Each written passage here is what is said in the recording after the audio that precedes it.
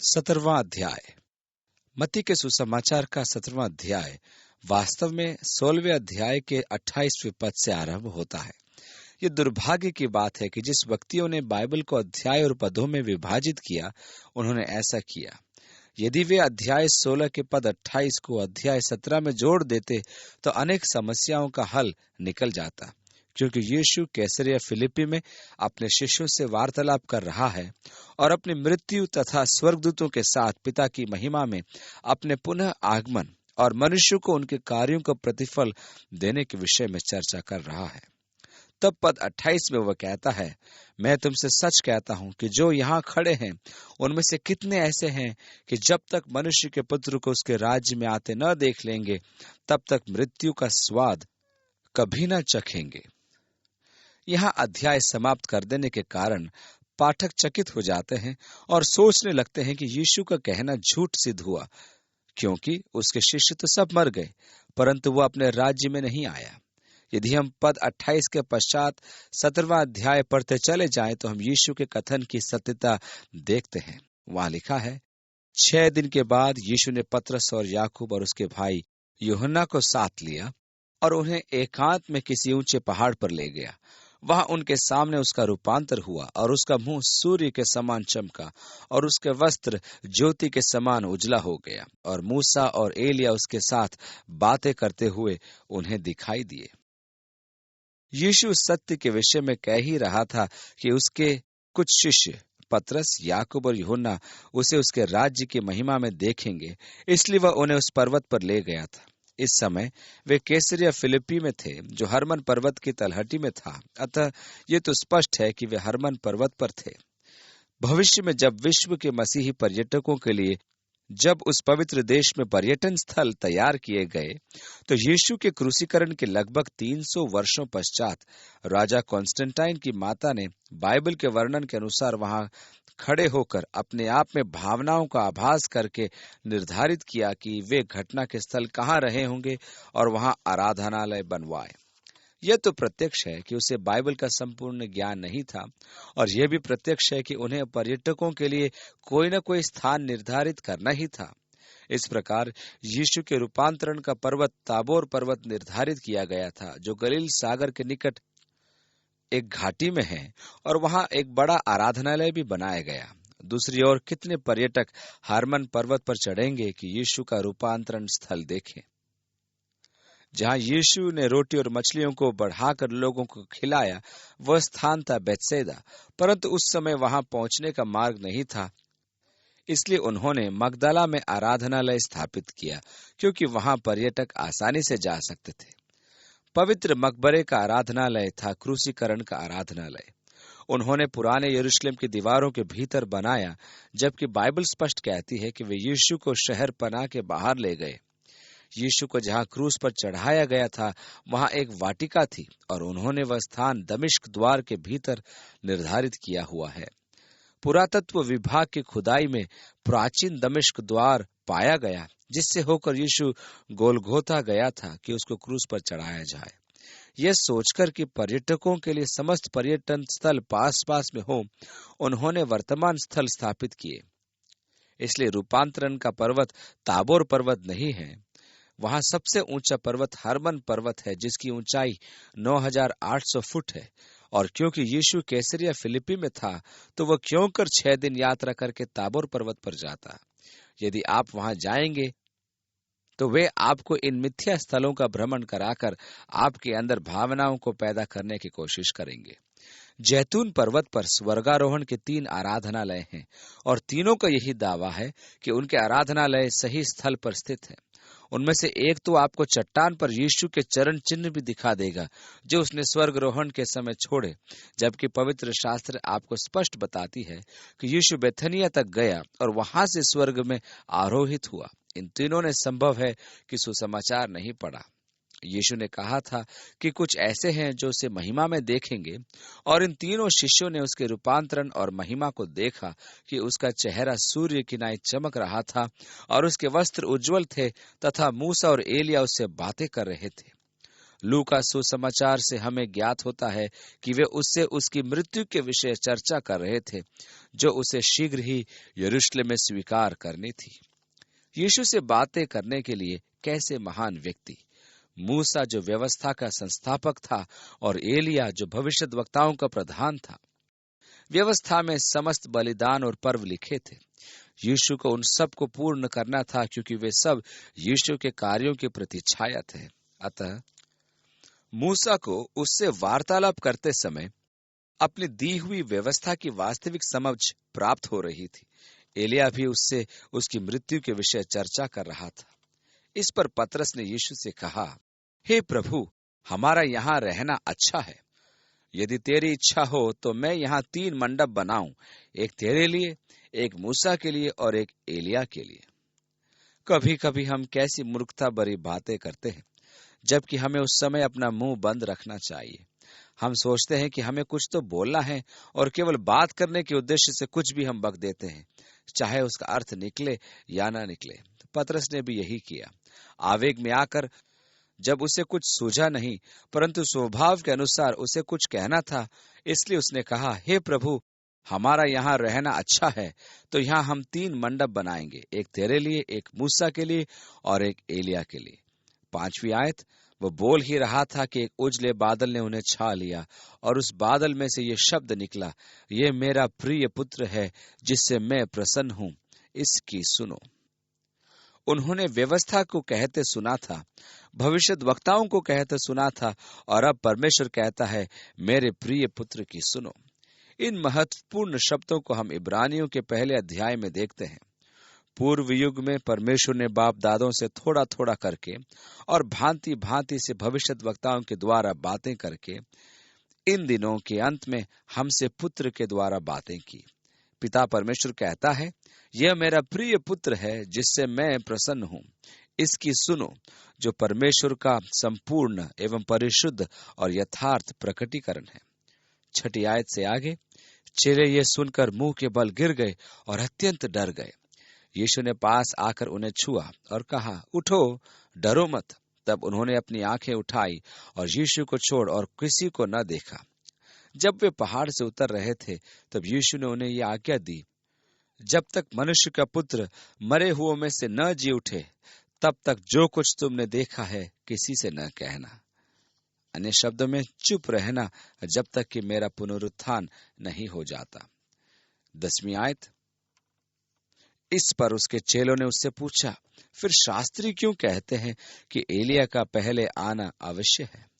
यहाँ एक वैध प्रश्न है, क्योंकि मलाकी की यह भविष्यवाणी थी, देखो, यहोवा के उस बड़े और भयानक दिन के आने से पहले मैं तुम्हारे पास एलिया नबी को भेजूंगा, और वो माता पिता के मन को उनके पुत्रों की ओर और पुत्रों के मन को उनके माता पिता की ओर फेरेगा, और ऐसा न हो कि मैं आकर पृथ्वी को सत्यानाश करूं। भविष्यवाणी के अनुसार प्रभु के आगमन से पूर्व एलिया आएगा और वह उनके मन को अपने पितरों के परमेश्वर और उनके विश्वास की ओर फेरेगा। पतरस ने अभी 6 दिन पूर्व ही कहा था, यीशु मसीहा है। अब प्रश्न यह है कि उसके आगमन से पूर्व एलिया क्यों नहीं आया? पद 11 को ध्यान से देखिए कि यीशु क्या कहता है। उसने उत्तर दिया कि एलिया तो आएगा और सब कुछ सुधारेगा। यीशु ने कहा कि निश्चय ही एलिया आएगा और सब कुछ सुधारेगा। शिष्यों के मन में यह विचार था कि यीशु उसी समय पृथ्वी पर अपना राज्य स्थापित करेगा, इसलिए वे चकित थे और उन्होंने कभी नहीं सोचा था कि स्वर्गारोहण से यीशु के पुनः आगमन तक बहुत लंबा समय होगा। उन्होंने 2000 वर्ष के अंतराल के विषय में सोचा ही नहीं था। अतः वे समझ नहीं पा रहे थे कि एलिया पहले कैसे आएगा, जबकि यीशु भी यही कह रहा था। प्रकाशित वाक्य की पुस्तक में कलीसिया के विषय में चर्चा करने के पश्चात यूहन्ना 11वें अध्याय में कहता है कि उसने 2 गवाहों को देखा जिन्हें परमेश्वर ने 3.5 वर्ष गवाही के लिए दिए। इस समय ये अलौकिक शक्ति का उपयोग करेंगे। वे अपनी गवाही के काल में वर्षा रोक देंगे। वे अपने बैरियों पर अग्नि वर्षा के सामर्थ रखेंगे। एलिया ने इस पृथ्वी पर रहते हुए ये दोनों चमत्कार किए थे। उसने प्रार्थना करके वर्षा रोकी और उस सेना की टुकड़ी पर अग्नि वर्षा की जो उसे बंदी बनाने आई थी। अतः यह स्पष्ट है कि उन दो गवाहों में से एक एलिया होगा जो सब कुछ सुधारेगा, और यह भी स्पष्ट है कि यीशु पहली बार आया था कि हमारे पापों को उठा ले और हमारे स्थान पर अपनी स्वयं की बलि दे। वह फिर से आएगा और तब वह सामर्थ और महिमा में अपना परमेश्वर का राज्य स्थापित करेगा। इस प्रकार दो अग्रदूत हैं, एक है यूहन्ना बपतिस्मा देने वाला।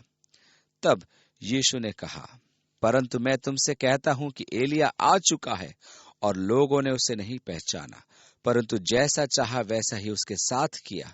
इसी रीति से मनुष्य का पुत्र भी उनके हाथ से दुख उठाएगा। तब चेलों ने समझा कि उसने हमसे यूहन्ना बपतिस्मा देने वाले के विषय में कहा है। याजक जकरिया मंदिर में धूप चढ़ा रहा था, क्योंकि उसकी पारी थी। वहां स्वर्गदूत जिब्राइल प्रकट हुआ और वह डर गया। जिब्राइल ने उससे कहा, हे जकरिया, भयभीत न हो, क्योंकि तेरी प्रार्थना सुन ली गई है, और तेरी पत्नी इलीशिबा से तेरे लिए एक पुत्र उत्पन्न होगा, और तू उसका नाम यूहन्ना रखना। वह एलिया की आत्मा और सामर्थ में होकर उसके आगे आगे चलेगा कि पुत्रों का मन लड़के बालों की ओर फेर दे। यह संदेश जिब्राइल ने जकरिया को दिया, जो यूहन्ना बपतिस्मा देने वाले का पिता था। उसकी पत्नी वयोवृद्ध थी, अतः उसने संदेह प्रकट किया, जिस पर जिब्राइल ने उससे कहा कि बालक के जन्म होने तक वो बोल नहीं पाएगा।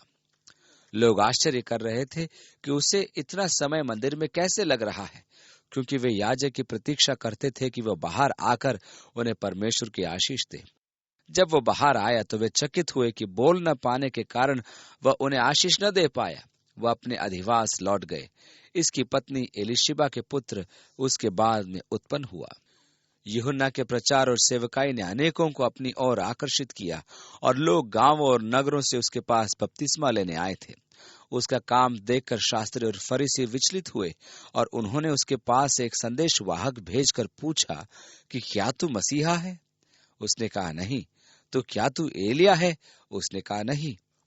फिर यीशु कैसे कह रहा है कि यदि तुम स्वीकार करो तो ये वही एलिया है जिसके विषय में धर्मशास्त्र की भविष्यवाणी हुई। भविष्यवाणी तो पूर्ण नहीं हुई कि वह सब कुछ सुधारेगा, अर्थात धर्मतंत्र को सुधारेगा। ये तब होगा जब एलिया यीशु के फिर से आने से पूर्व आएगा। मैं न तो एलिया की प्रतीक्षा करता हूं, न ही क्रिस्त विरोधी की। सत्य तो यह है कि मैं मसीह के आने की प्रतीक्षा करता हूं कि वह मुझे अपने साथ ले जाए। उसके बाद जो भी होता है होता रहे। यीशु ने कहा, एलिया निश्चय ही आएगा और सब कुछ सुधारेगा। यीशु ने यह भी कहा कि एलिया आ चुका था और उन्होंने उसके साथ वही किया जो उन्होंने चाहा। उन्होंने यीशु के साथ भी वैसा ही किया। उसने उसके हाथों दुख उठाया और मृत्यु प्राप्त की। 14वीं आयत। जब वे भीड़ के पास पहुंचे तो एक मनुष्य उसके पास आया और घुटने टेक कर कहने लगा, हे प्रभु, मेरे पुत्र पर दया कर, क्योंकि उसको मिर्गी आती है। या मिर्गी का जो मूल यूनानी शब्द है उसका अर्थ है चांद का मारा। उस युग के विचार के अनुसार यदि कोई पूर्व चंद्र में बाहर सो जाए तो उसे यह रोग हो जाता था। यीशु से शताब्दियों पूर्व ये विचार चला आ रहा है, और आज भी पूर्ण चंद्र का प्रभाव कुछ लोगों के मस्तिष्क पर ऐसा पड़ता है कि उन पर पागलपन सवार हो जाता है। अतः उसने यीशु से निवेदन किया कि वह उसके पुत्र पर तरस खाए, और वह बहुत दुख उठाता है और बार बार आग में और बार बार पानी में गिर पड़ता है, और मैं उसको तेरे चेलों के पास लाया था, पर वे उसे अच्छा नहीं कर सके। यहाँ ध्यान देने योग्य बात यह है कि यीशु ने अपने शिष्यों को दुष्टात्माओं पर अधिकार दिया हुआ था। उन्होंने उसके अधिकार का प्रयोग किया और आकर उसे आनंद से सुनाया कि दुष्टात्माएं भी उनके अधीन हैं। यीशु ने उनसे कहा कि आनंद की बात यह नहीं कि दुष्टात्माएं तुम्हारे अधीन हैं, वरन यह कि तुम्हारे नाम मेमने के जीवन की पुस्तक में लिखे हैं। यहाँ वे असफल क्यों रहे? मैं आपका ध्यान एक विशेष बात की ओर केंद्रित करना चाहता हूँ, और मेरे विचार में यह बहुत महत्वपूर्ण बात है।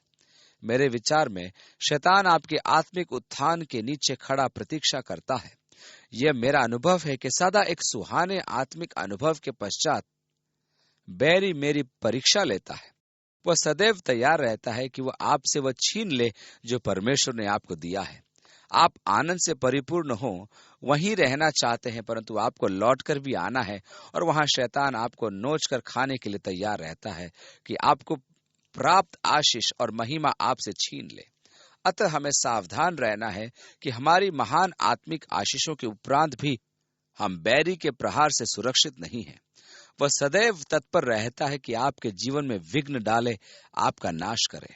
अतः वह पिता यीशु के सामने घुटने टेक कर निवेदन करता है कि वह उसके पुत्र को चंगा करे, जहां उसके शिष्य असफल रहे थे।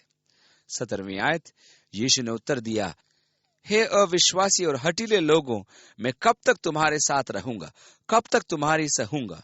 उसे यहाँ मेरे पास लाओ। तब यीशु ने दुष्टात्मा को डांटा और वह उसमें से निकल गई और लड़का उसी घड़ी अच्छा हो गया। चेले नहीं कर पाए, परंतु यीशु ने किया। उसने उसे डांटा और दुष्टात्मा तुरंत निकल गया। तब चेलों ने एकांत में यीशु के पास आकर कहा, हम इसे क्यों नहीं निकाल सके? ये एक अच्छा प्रश्न है, क्योंकि उन्हें सामर्थ और अधिकार दिया गया था, परंतु यहाँ वे विफल रहे। उसने उनसे कहा, अपने विश्वास की घटी के कारण, क्योंकि मैं तुमसे सच कहता हूं, यदि तुम्हारा विश्वास राई के दाने के बराबर भी हो, तो इस पहाड़ से कह सकोगे, यहां से सरक कर वहां चला जा, तो वह चला जाएगा, और कोई बात तुम्हारे लिए असंभव न होगी। पर यह जाति बिना प्रार्थना और उपवास के नहीं निकलती। शिष्य सोच रहे थे कि वे इस स्थिति में असमर्थ कैसे रहे। यीशु ने कहा, अपने विश्वास की घटी के कारण। दूसरे सुसमाचार में हम पढ़ते हैं कि जब वे बालक को यीशु के पास ला रहे थे, तब दुष्टात्मा ने उसे भूमि पर गिरा दिया और वह छटपटा रहा था। सब उस ओर दौड़ पड़े कि क्या होगा। संभव है कि दुष्टात्मा ने यही प्रतिक्रिया शिष्यों के साथ की होगी, जिससे वे विस्मित हो यीशु प्रदत्त अधिकार को भूल गए होंगे। हम भी अनेक बार जब शैतान के सामर्थ और कामों को देखते हैं, तो हमारे मन में अविश्वास उत्पन्न होने लगता है। हम किसी के जीवन को नाश करते शैतान की शक्ति से विस्मित हो जाते हैं और हम भूल जाते हैं कि परमेश्वर ने हमें उससे भी बढ़कर बहुत बड़ी सामर्थ हमको प्रदान करी है। आज 20वीं शताब्दी में भी दुष्टात्माओं की अनेक घटनाएं हैं और आप आपकी सेवकाई के दौरान इनसे परिचित होंगे और शायद आपने इन्हें कई बार निकाला भी होगा। जब आप इस प्रकार के शैतानी क्रियाकलाप देखते हैं, तो आप शैतानी शक्ति द्वारा सम्मोहित कई बार हो जाते हैं और आपका विश्वास गिरने लगता है। परंतु परमेश्वर का धन्यवाद हो जो हम में रहता है, और जो हम में रहता है वो उससे बढ़कर है जो संसार में है, और उसने हमें इन पर अधिकार दिया है। परमेश्वर की संतान होने के कारण हमें न तो उनसे भयभीत होना है और न ही विस्मित होना है। हमें मसीह यीशु के द्वारा उन पर अधिकार और सामर्थ प्राप्त है। इसलिए यीशु ने कहा कि विश्वास की घटी के कारण तुम ऐसा नहीं कर पाए। यदि तुम्हारे अंदर राई के दाने के बराबर भी विश्वास हो, तो तुम पर्वत को भी हटा सकते हो।